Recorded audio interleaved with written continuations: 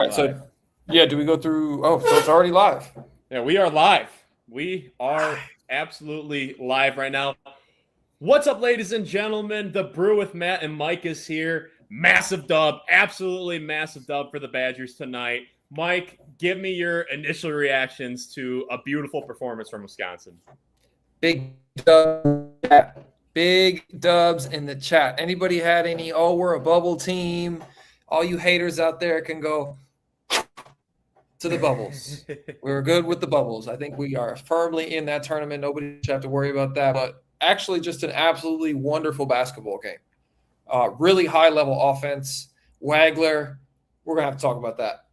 Wagler doesn't scare you, but he just hung 34. It's okay.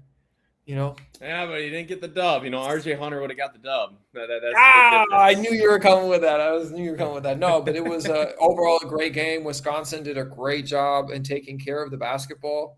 4 turnovers to Illinois' 13. There was 1.33 points per possession. They shot the leather off the ball, especially Austin Rapp. John Blackwell had a great shooting performance from 3. A little bit less efficient game or inefficient game in terms of overall shooting. He was right around 45%, but had a bunch of high usage plays. It was basically him and Boyd dragging us back from a 12-point deficit. Right around that 10-11 minute mark, there was about 5-6 minutes where we went ice cold. Things kind of got rattled, but guys just kept playing super hard. I loved how physical everybody was playing. This was a giant team. And Illinois was a little bit shorthanded. Stojakovic didn't play tonight, so that's a big piece for them missing, as well as, their other point guard already being missing. That caused some issues for them. I think their rotation was a little bit different, but they are a giant team, and my goodness, they put together something really special because they came back, and John Blackwell had a chance to win it in regular time at the end of regulation. Man, he just hesitated a little bit, but then they came into overtime, took care of business, knocked down big free throws. Carrington knocked down 2 huge free throws. Blackwell going 1 for 2, and just really happy for the guys. It was and in terms of what it was as a game, absolutely wonderful basketball game. Absolutely, and there's a few statistics just looking at the box score that is actually just kind of mind blowing. Well, one is Illinois is absolutely massive, as you just said. Huge. Wisconsin out-rebounded them on the offensive boards. I know the announcers talked about it, but 14-8. Wisconsin out-rebounded them 14-8. They shot a total of 16 more shots than Illinois, and they had 4 total turnovers. And there was a crazy statistic that said they didn't turn the ball over from 6 minutes to some change in the first half all the way to overtime. Like when Blackwell dribbled the ball off his foot. Like, that is absolutely insane. And Nick Boyd, I went from a guy who was criticizing Nick Boyd heavily about a month ago to a guy who will tolerate absolutely zero Nick Boyd slander. To be as fast as Nick Boyd is and to play for 39 minutes and have 0 turnovers, that is absolutely absurd. Nick Boyd is so legit. This Wisconsin team is very legit. You have 2 grown men in Boyd and Blackwell leading the way, and they were able to get their feet. I didn't comment this. Big win. Oh, that was me. That was me. That was me. Keep cooking, okay. My guy. I got you. Yeah. So I will second that message from Matt Michaels. That big win for UW. Thank you guys for joining us.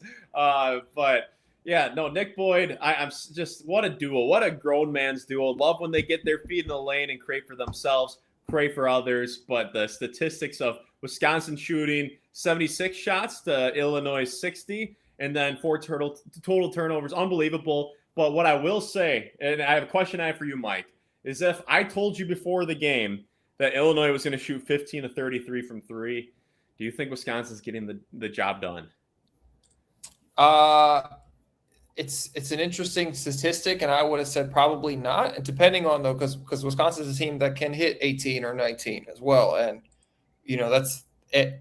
The thing that I did not have on my Wisconsin bingo card was the offensive rebounds. Definitely didn't have that. That was offensive rebounding. We're not, I think we're ranked like 240 or something like that in the KenPom in the US in the whole college basketball. So we don't get a lot of offensive rebounds. So for us, getting 14 of them was absolutely massive. Those extra shots, and Illinois shot less than 60% from the free throw line. That was also something I didn't have on my bingo card for us to get a dub. Yeah, but choke. Holy cow. Yeah, they did not shoot the ball well from the free throw line, and I thought they probably should have went inside more. I know Wagler was getting busy, but I feel like they had a big advantage inside, especially when they threw it into the Ivisic without the mask, not the one that was blocking everything, but the guy who was cooking in the first half. That is Ivisic. So, but yeah, it was a great game. Like, it was just a very high level offensive game from everybody. Badgers, including Illinois too. We got lucky because Mirotic also didn't have, or Mirkovic, I think his name is, didn't have a great game either. Yes, especially in OT. I think did he miss 3 free throws? I mean, that's gosh, you love to see it. But looking at a few comments, Skyler says, "Let's go." Guard for president. Brett says Jake Davis's hair reminds me of Mike's afro. I feel like that's disrespectful. That's so disrespectful. I had such better flow than he did. His is like greasy. I work at a bowling alley vibe, where mine was, hey, I can bounce around and have a good time.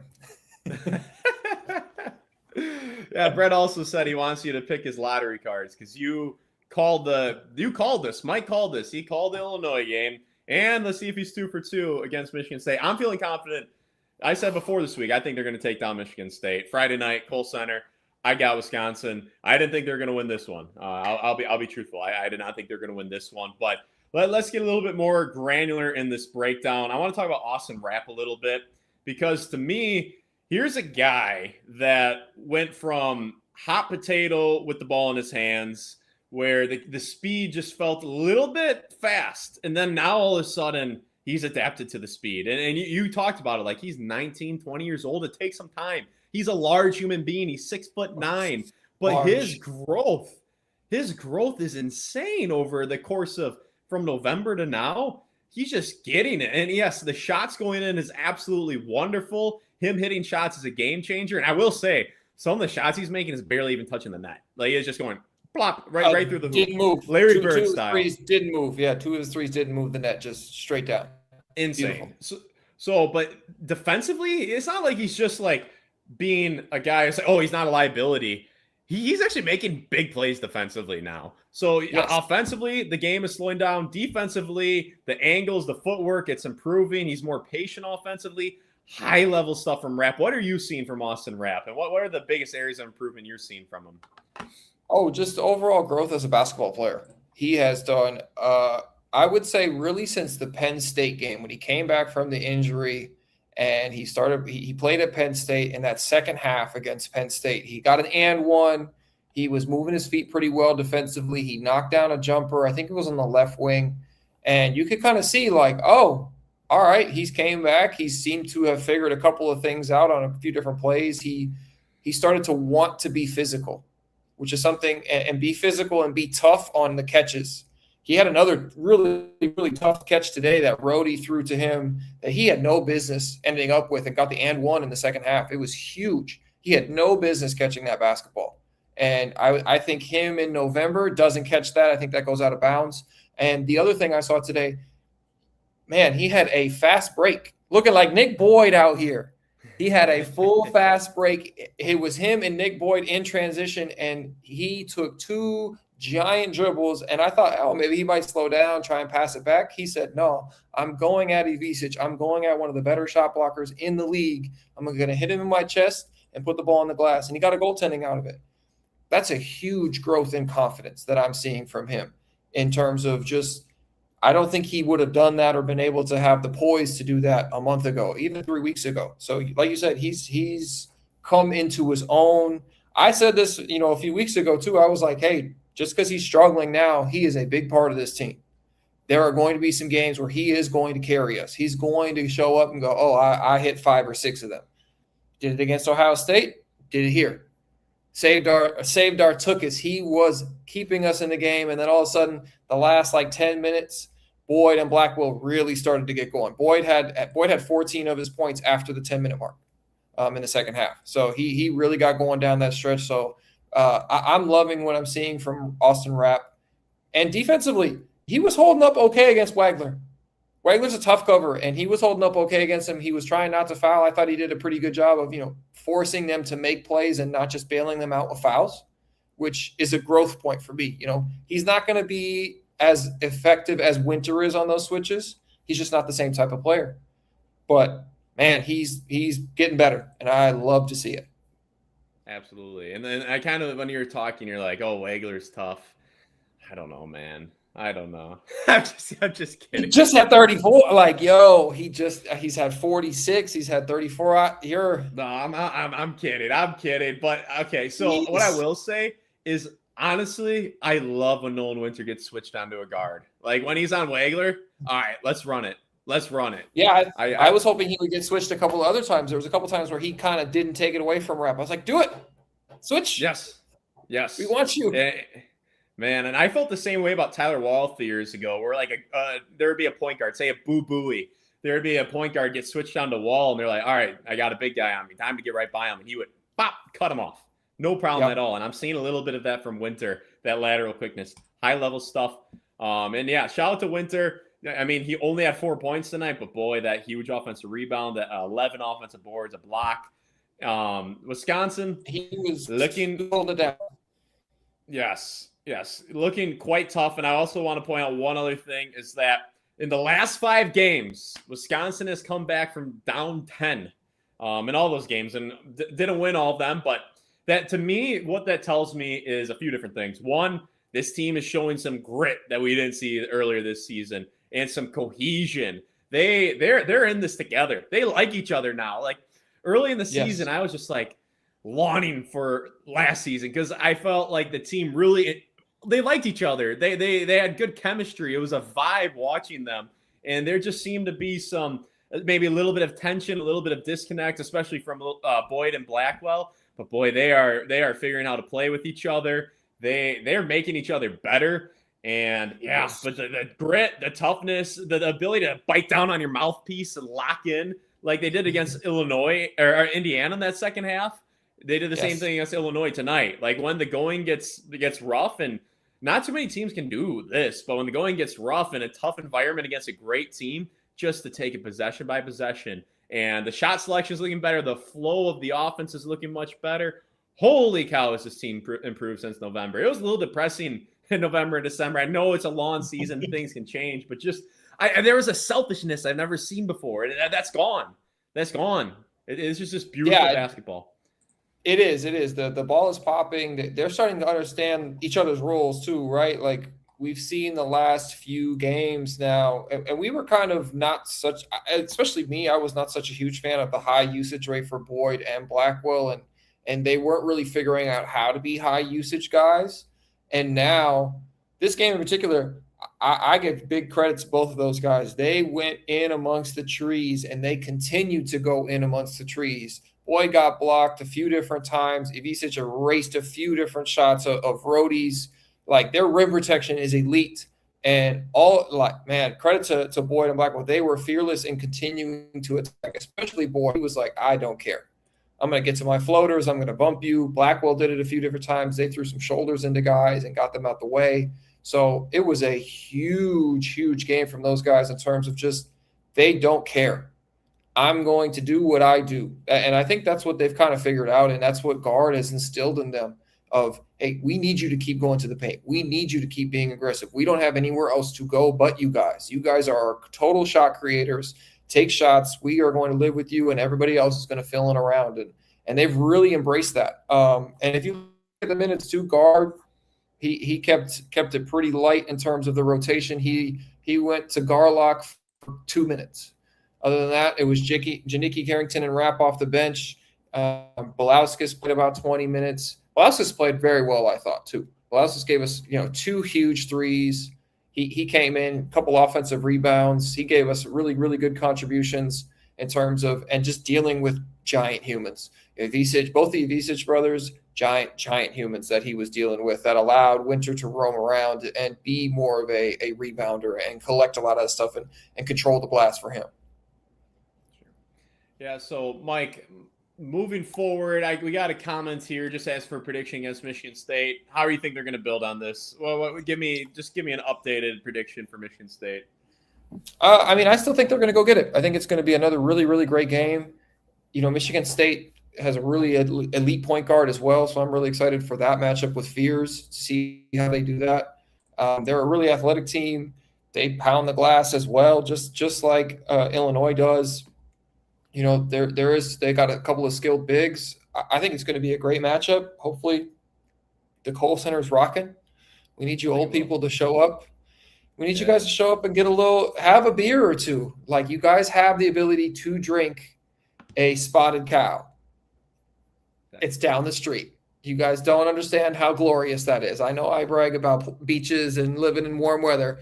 I try and bring contraband down here as often as I can, just so you guys know. So have a beer and go and enjoy MSU. We're going to have a great game. We're going to have a good time. It's going to be rocking. We're going to shoot a bunch of threes. You'll have a great time.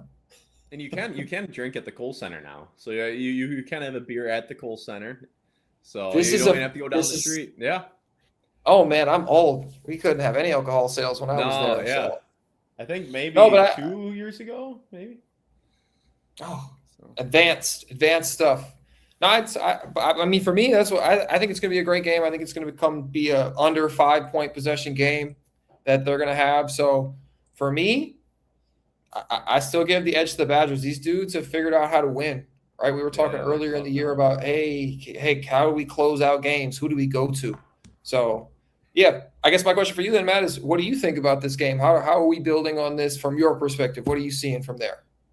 Oh, this Wisconsin team, ever since that Michigan game, they're looking quite good. They're looking quite good. This is a very legitimate team. There were some people leaving comments saying Wisconsin might be a bubble team. Like they might be a bubble team, and this team's too good. They got too much firepower. I'm not saying I saw this win coming, but I definitely didn't see a bubble team. And at the beginning of the year, I was quite bullish.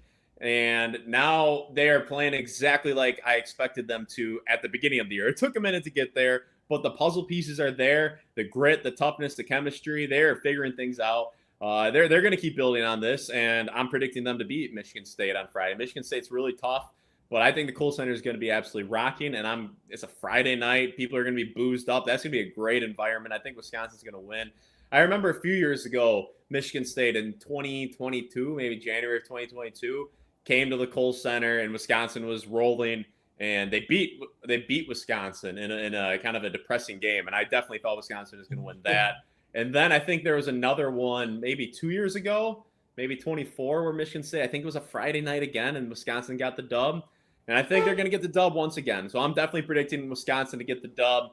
And Mike, unfortunately, I was totally discombobulated today. I thought the game was tomorrow. I don't know what my deal was. I had 0 breaks today. I was all over the planet today. And my question for you, Mike, is since I messed up, I posted our video at 5 p.m.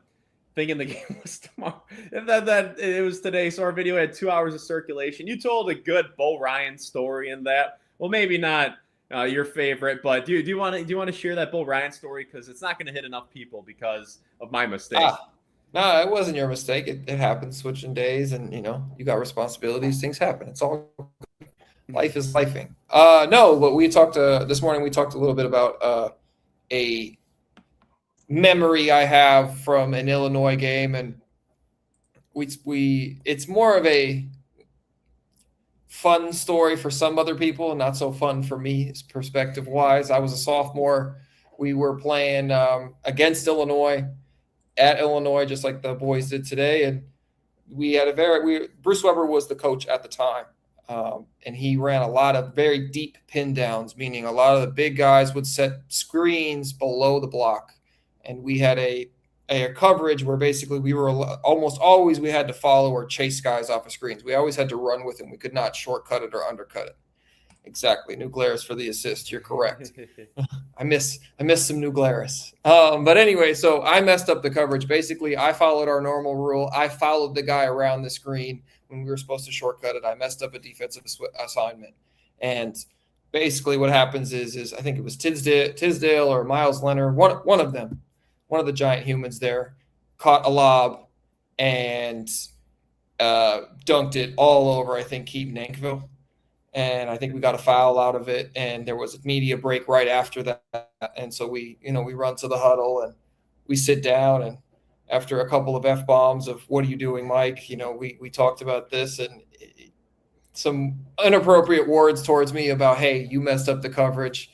The meanest thing he said to me was, I had an afro at the time. He says, you should get a dress with all that hair. And I couldn't really say anything. I'm a college kid. He's a college, I wasn't making as much money as some of these college kids is. So I feel like if I was making as much money and he didn't control my entire life like he did back, like college coaches were able to back in the day, I would have had some slick remark. But yeah, that one still hurts even till today. Till today, that one's still a tough one to swallow for me. But other than that, we always had really great games against Illinois. I remember that. And the environment down there changed. Now they don't let the student section sit courtside, which is a little bit disappointing. It looks like they were right behind the. They were, but I think they have the first two rows that they don't, because the first two rows used to be like real students, where it was like, oh, they were the ones that showed up early. They would come to the game early or shoot around, all that stuff. They would know about your family. It was a lot. Yeah, man. Well, cool. I gotta say, it is what Mike is a trooper. So. Full disclosure, like I said, I was running all over the world today, and I tried catching as much of the game as I could. I unfortunately had to coach some fifth grade basketball, but I caught a decent amount of the second half and overtime. And then I've researched, watched some highlights, and yeah, but Mike is a trooper because he's in Puerto Rico. For you guys who want a little update on Mike, he's still playing pro hoops at a super high level, and he's living in beautiful Puerto Rico, which means it is 12:37 down there. Mike, how are you holding up right now? Is this a reference to my age again? Are you referencing my age again? Are you going to call me 40 again? And we're going to have some words off camera? Is that what's happening here? No. I swear. No, I'm good. I had some coffee earlier today, and I don't have to get up early. I had some more brew with the brew. We had a lovely morning. But no, I don't got to get up early or do much of anything tomorrow. I just got to work out, take care of a few other adult things I got to take care of, but I'm okay right now. I'm having fun, and I was pretty jazzed up about the game. I was into it. I was hyped especially when they came back from 12. The way they closed that game, John Blackwell breaking my heart because he hesitated on that three on the top of the key. I was like, John, just shoot it. Yeah, my guy, like we got the shot we wanted.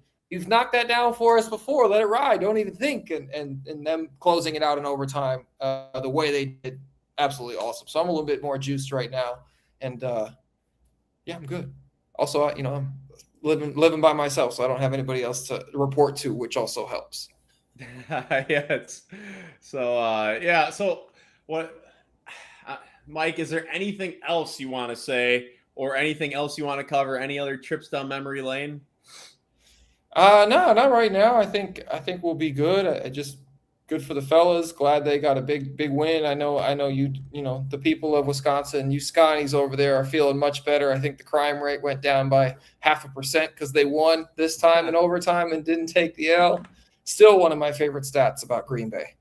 When the Packers lose, the crime rate goes up. I love that. That tells you everything you need to know about this great state of Wisconsin.